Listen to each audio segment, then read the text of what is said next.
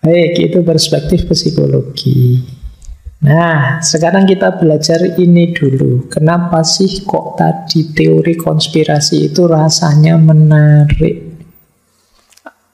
Ada mekanisme otak tertentu yang ini mendukung kemauan kita, kesediaan kita untuk percaya pada teori konspirasi. Yang pertama, otak itu suka dengan yang menarik perhatian. Ketika kita tertarik dengan sesuatu yang baru, entah itu benar, entah itu salah, akan memicu keluarnya hormon yang kita kenal sebagai dopamin.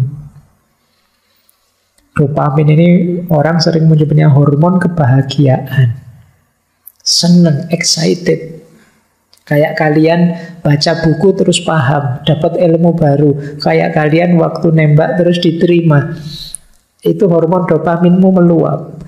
Kayak kalian yang merasa, wah nilaiku mesti jelek, tiba-tiba nilaimu bagus, itu dopaminmu meluap. Persis sama ketika kamu disodori teori-teori konspirasi ini. Kamu bingung, kenapa sih kok ada pandemi bertahun-tahun ini terus, oh itu ada rekayasa, ada konspirasi dari negara ini loh yang dia bikin senjata biologis loh. Kamu puas, meluap hormon dopaminmu, iya ya. Nah, jadi itu ciri otakmu yang pertama. Kenapa ini selalu menarik? Di antara sekian banyak berita yang lurus-lurus, itu berita yang seperti ini yang kamu lebih tertarik. Saya pernah itu ya, kadang penjelasan panjang lebar tentang hermeneutik. Tidak ada yang tertarik. Tapi begitu saya bilang, ada yang bilang hermeneutik itu dari Hermes. Menurut Sadducee Nasr, Hermes itu Nabi Idris loh. Wah, semangat semua langsung. Oh iya toh Pak, gimana Pak kok bisa Nabi Idris? Jadi yang seperti ini menggugahmu. Buku-bukunya Socrates sebanyak itu kamu tidak nyenggol. Tapi begitu ada asumsi bahwa jangan-jangan Socrates ini Luqmanul Hakim ya, wah kamu tertarik ingin nyari bukunya. Jadi pikiranmu begitu, kinerja otak kita senang kalau ada yang menarik-menarik. Hormon dopaminmu meluap. Itulah mengapa teori-teori konspirasi ini laku.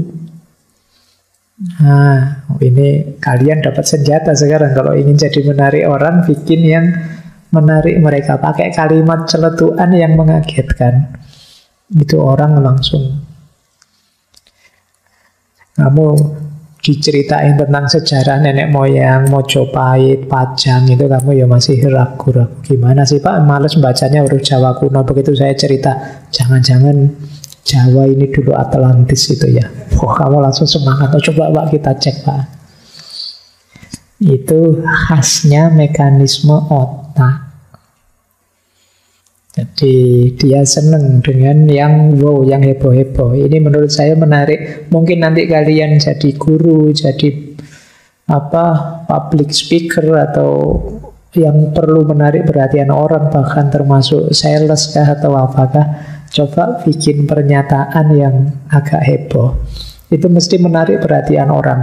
Terlepas nanti orangnya setuju atau tidak, tapi dia mesti tertarik dulu perhatiannya. Orang pintar minum, ya kita pakai kalimat itu saja kamu langsung mengkerut. Ah masa begitu? Terserah kamu tidak setuju, tidak setuju kan sudah melihat ke situ akhirnya, sudah menengok ke sana dan kamu apal akhirnya. Jadi itulah mekanisme otak. Ini yang banyak dimanfaatkan oleh para pembuat iklan. Bikin kalimat-kalimat yang mengejutkan, mengagetkan, menampilkan fakta-fakta, ngomong heboh, tapi terus di belakang ditambahi, tapi bohong kok. Itu kan kamu jengkeli. Sudah serius-serius baca di belakang, ini hanya karangan saya saja. Karena sejak SD saya seneng ngarang. Kan ada yang kayak gitu, ngomong cerita kayak heboh-heboh, tapi ini karangan saya saja kok. Nah itu kan menjengkelkan. Tapi kamu sudah tertarik ke sana. Kenapa? Hebohnya. Hormon dopamin mau keluar. Yang kedua, mekanisme otak lagi.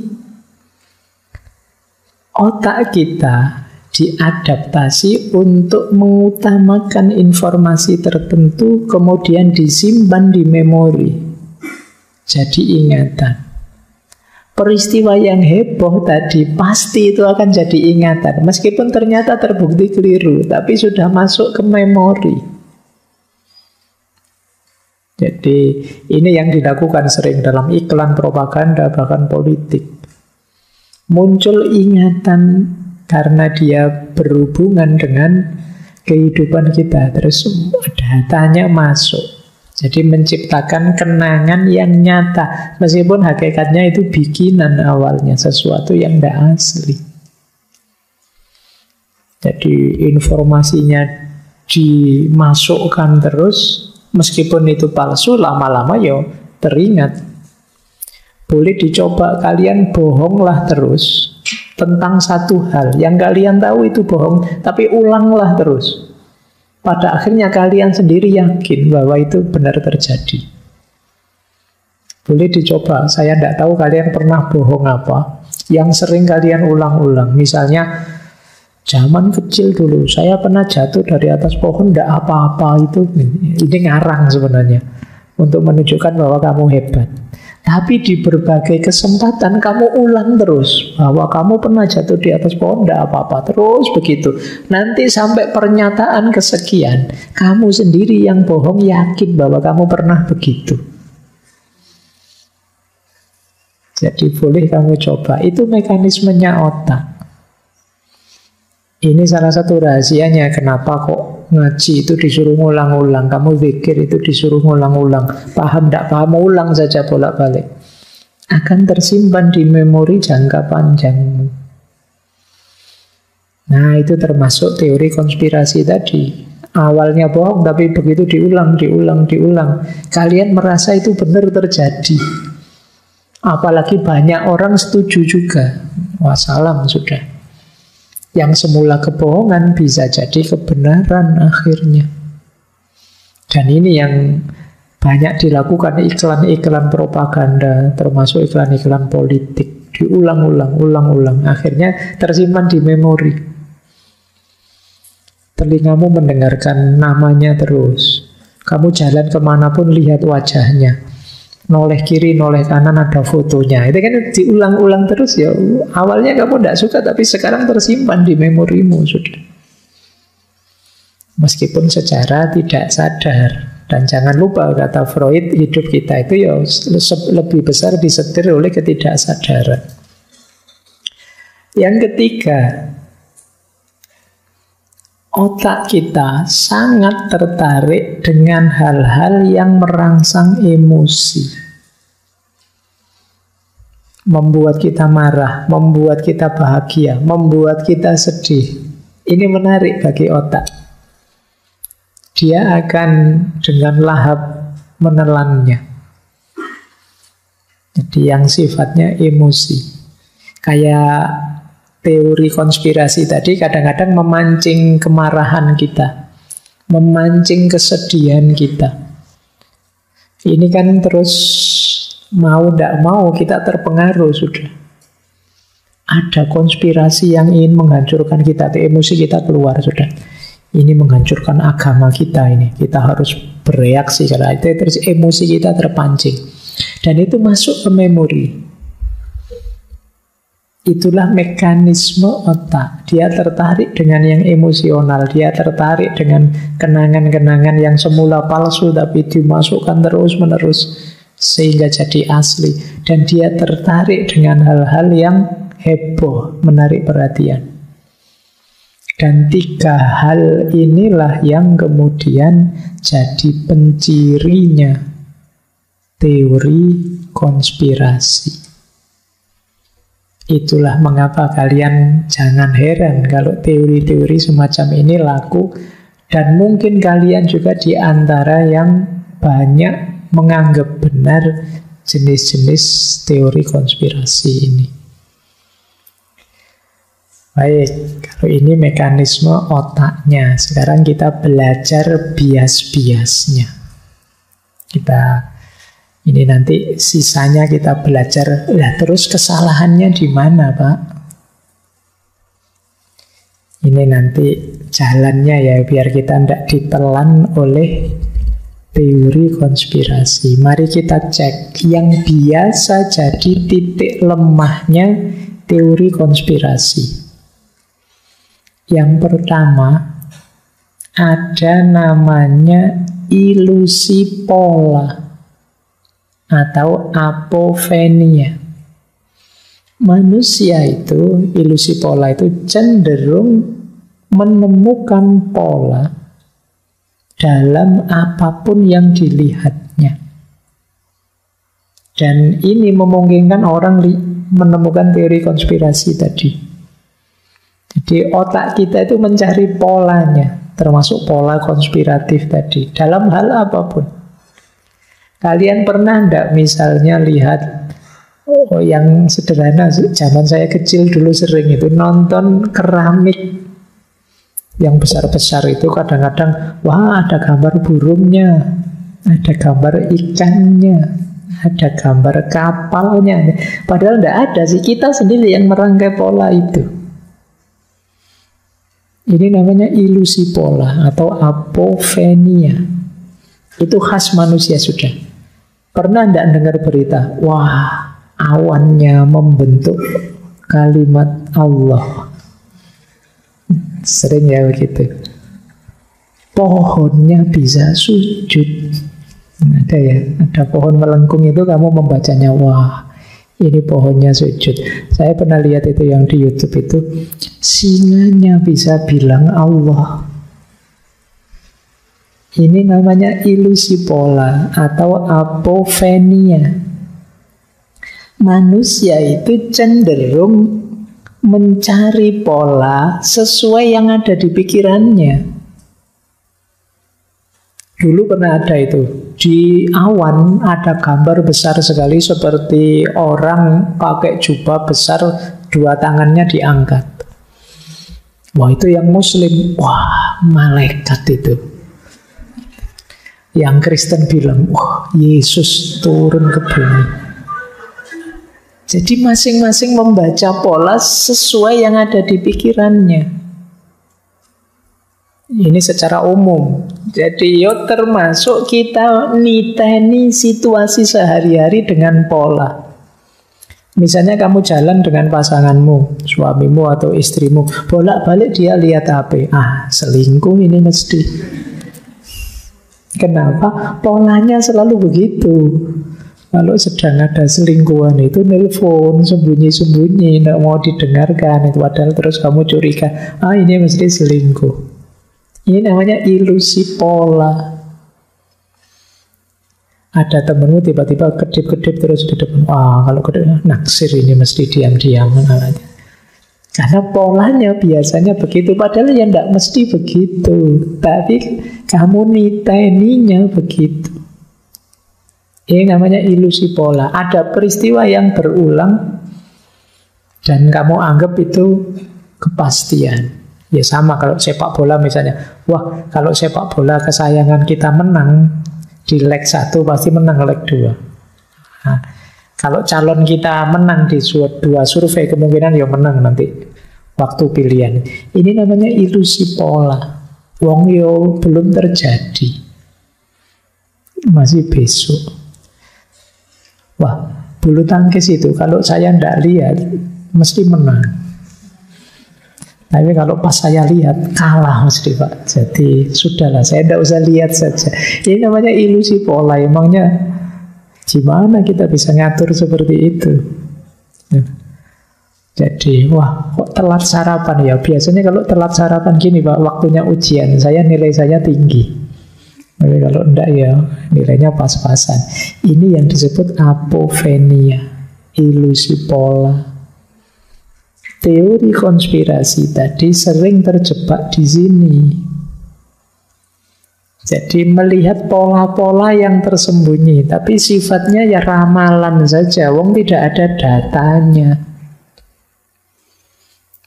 Ini yang sering membuat kita sulit membantahnya, karena pakai argumen biasanya. Yang biasanya itu ya tidak mesti selalu. Tapi kalau di teori konspirasi dipastikan selalu. Jangan lupa, kata-kata modalitas biasanya, sebagian, seluruhnya, kadang-kadang itu penting kalau dalam logika. Ya biasanya begitu, tapi kan bisa saja yang terjadi tidak begitu. Nah, baik ya. Ini namanya ilusi pola. Jangan-jangan kalian juga begitu, melihat ngaji ini, Pak Faiz itu biasanya kalau begini mesti begitu. Kalau ini, nanti kamu bisa gitu. Padahal saya tidak ngerti. Kamu sendiri yang membacanya. Saya lanjutkan. Yang kedua, kelemahan-kelemahan dalam teori konspirasi biasanya yang kedua ada association bias. Bias asosiasi. Bias asosiasi itu menghubungkan sesuatu dengan sesuatu yang lain padahal tidak ada hubungannya. Hanya karena dekat saja. Ada contoh menarik dari David Hume. Di Inggris dia melihat setiap awal musim dingin itu kan biasanya burung-burung itu lewat. Burung-burung migran. Jadi dia sedang lewat karena ingin migrasi. Di saat yang sama, di awal musim dingin itu angka kehamilan meningkat. Terus kata David Hume ada yang menyimpulkan, kenapa kok banyak kehamilan meningkat di awal musim dingin? Ya karena ada burung-burung lewat tadi. Ini namanya association bias, menyambungkan sesuatu yang tidak pas. Ya mungkin bukan burung itu yang lewat yang menyebabkan. Cuma ini yang dimaksud ya burung yang terbang itu loh, kamu pikirannya kemana. Jadi menurut David Hume itu kesalahan association bias. Jadi kadang-kadang kita begitu, melihat sesuatu dihubungkan dengan sesuatu yang lain padahal tidak pas, tidak ada hubungannya. Itu namanya association bias. Yang namanya asosiasi itu kan berarti ya cuma membayangkan, menyambungkan sesuatu. Kalau memang pas ya tidak masalah, tapi kalau tidak pas jadinya ya ngaco. Jadi ini yang sering banyak terjadi, association bias. Kita menganggap ini ada hubungan sebab akibat padahal tidak. Kok tidak kita sambungkan dengan dinginnya misalnya? Kok banyak kehamilan? Mungkin karena awal musim dingin. Karena dingin banyak yang milih di rumah saja misalnya. Sehingga kehamilan meningkat. Ini kan lebih rasional, lebih nyambung. Tapi kalau dengan burung yang lewat ya tidak nyambung. Kecuali burung yang tadi. Loh, dalam teori konspirasi sering begitu. Tidak nyambung disambungkan. Tidak ada hubungannya, dihubung-hubungkan. Ini yang terus kadang-kadang kan orang bikin teori konspirasi itu hal-hal kecil yang tidak ada hubungannya disambung-sambungkan. Oh pantes dia tewas kecelakaan karena sebelumnya melakukan ini, melakukan itu. Padahal itu tidak ada hubungannya. Jadi itu association bias namanya. Yang ketiga, ada lagi bias dalam teori konspirasi yang sering terjadi apa? Availability bias. Availability bias itu kita menceritakan sesuatu hanya menggunakan contoh-contoh yang kita kenal, yang kita tahu. Contoh yang lain yang kita tidak tahu kita cuekin. Itu namanya availability bias. Tokoh ini jahat loh, kok kamu anggap jahat? Karena dia kemarin nipu, tapi kemarin dia sedekah juga, itu kemarin dia umroh juga, itu kemarin tidak peduli. Pokoknya karena saya anggap jahat, ya saya ambil contoh yang jeleknya saja. Ini namanya availability bias. Kita ambil contoh yang tersedia saja, yang ada saja untuk kepentingan kita. Ya di situ saya contohkan, ini saya sebut contoh ini di buku yang Sesat Pikir itu dan Cacat Logika. Di situ saya tulis bahwa ada orang yang pakai kalimat begini, merokok itu sebenarnya tidak membahayakan kesehatan. Buktinya apa? Simbah saya, dia ngerokok sampai usia 90 tahun loh, masih sehat. Ini namanya availability bias. Kamu ngambil contoh yang kamu tahu dan dekat saja. Ada banyak orang lain yang mungkin merokok, usianya tidak panjang, kena paru-paru, tidak kamu ambil contoh. Yang kamu ambil contoh yang ini. Nikah itu tidak enak, susah. Buktinya apa? Teman saya semester 5 nikah, bubar semester 6 misalnya. Itu namanya availability bias. Jadi kamu hanya ngambil contoh yang dekat dan tersedia saja. Contoh yang lain sebanyak apapun tidak kamu pedulikan. Ini yang jadi masalah sering dalam teori konspirasi. Ngambil contoh yang dekat saja. Memahaminya terus jadi simple. Kalian paling sering pakai availability bias ini karena males berpikir panjang, males mengejar data, males mencari fakta observasi. Sudahlah seadanya data saja, yang dekat mana itu yang dipakai. Ini beberapa bias dalam teori konspirasi. Baik, saya lanjutkan.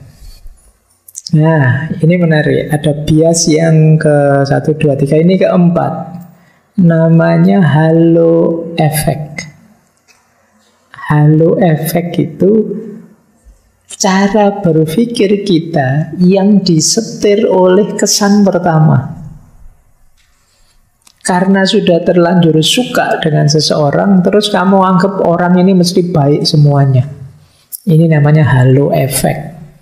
Karena terlanjur tidak suka dengan seseorang, kamu anggap orang ini jelek semuanya. Ini halo effect. Nah, dalam teori konspirasi, cara berpikir ini terjadi. Biasanya kenapa sih yang dituduh Cina, tadi ada Amerika, itu biasanya karena sejak awal memang sudah tidak suka dengan negara-negara tadi.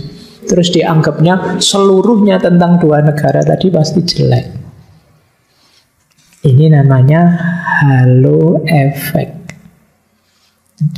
Disebut halo effect karena diawali dari awal ketemu itu kan halo.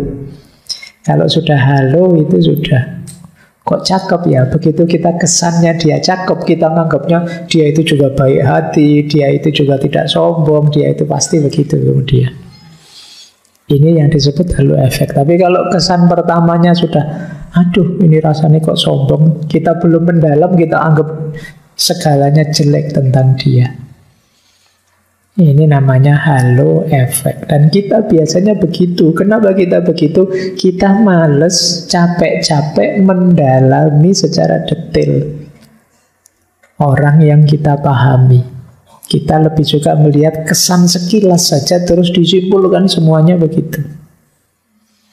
Nah, ini juga yang sering jadi masalah. Terus ada lagi namanya ilusi ramalan. Di banyak teori konspirasi disebut nanti begini, nanti begitu. Sebentar lagi mesti akan datang begini, sebentar lagi akan terjadi ini itu. Itu banyak juga jenisnya teori konspirasi. Hanya ramalan. Yang dimaksud ilusi ramalan itu apa sih? Enaknya orang ngeramal itu kalau tidak tepat orang cuek, kalau tepat orang heboh. Jadi kalau kalian ingin heboh, boleh ambil jalur ramalan. Kamu ngeramal saja, kelihatannya akhir tahun ada artis ini yang meninggal ini. Kelihatan. Kalau tidak pas, itu kamu santai saja. Dan orang, iya sih namanya ramalan, yang ada yang pas, ada yang tidak pas. Tapi begitu pas, kamu heboh. Hebat sekali orang ini ya, sakti sekali orang ini ya. Ini namanya ilusi ramalan. Jadi Itulah mengapa banyak orang yang rasanya kok orang ini pinter ngeramal ya. Bukan karena dia pinter ngeramal, karena dia terlalu banyak ngeramal sehingga salah satu dari ramalannya mesti cocok. Jadi boleh dicek ilusi ramalan itu. Ada enggak yang rajin membaca ramalan bintang? Kalau bulan ini Leo bagaimana, Scorpio bagaimana, itu kan ya, itu ramalan bintang. Ada trik kalau ingin kalian tahu bagaimana ramalan itu, ya memang ramalan. Coba ya ketika kalian baca ramalan bintang itu, kamu tutup identitasnya. Jadi yang ada tulisan Libra, Leo, dan macamnya kamu tutup, kamu ambil isinya saja terus kamu jejer. Terus nanti kamu cek ya, cocoknya kamu yang mana, kamu akan bingung. Kok rasanya cocok yang ini ya, begitu dibuka, ternyata bukan bintang saja, kok cocok yang ini, enggak, nanti mesti begitu. Karena memang dia ramalan. Kamu merasa cocok karena langsung kamu jujuk yang bintangmu. Yang Leo, ya langsung yang pertama dilihat Leonya. Terus kamu cari-cari cocoknya di mana. Kan kamu yang nyari cocoknya. Bukan ramalan itu yang pas, tapi kamu yang mencari pasnya. Kamulah yang membuat ramalan itu sukses. Ini yang disebut ilusi ramalan. Maka penting teman-teman hati-hati ya, jangan kagum. Dia tahu masa depan rasanya ya, yang pas 2 tapi yang tidak pas 12 tidak kamu hitung. Itulah namanya ilusi ramalan. Dalam teori konspirasi banyak dipakai ilusi ramalan ini.